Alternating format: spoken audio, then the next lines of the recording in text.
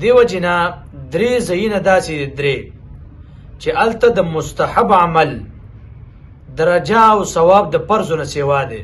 عمل ډیر آسان دی او درجه او ثواب الله د فرضو نه سوا ورکوي. یو چې کله غریب تا ته راشي په چا باندې پیسې دي او هغه قرضدار څه پیسې نشته، نو دې قرضدار ته ته که دا پیسې معاف کې نو دا مستحب عمل دی.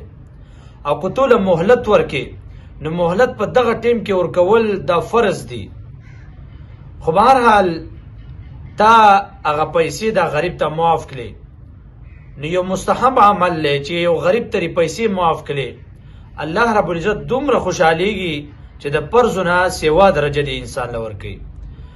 ځکه حدیث کې دی چې تیر شوي امتونو کې یو انسان و، داسې سړی و چې ده به اخیستل خرڅول کول دکاندار و.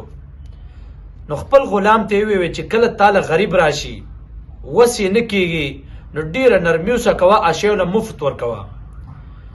چې کله دغه انسان مړ شه پیغمبر علیه الصلاة والسلام فرمایي الله ته مخامخ ودرېد.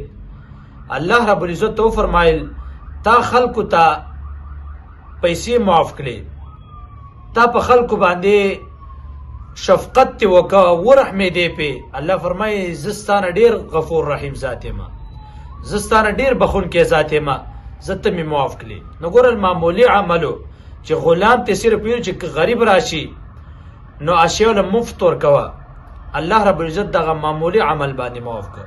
نو دا یو داسې ځای دی داسې چې دلته مستحب عمل دی لیکن د فرضو نه درجه سوا ده.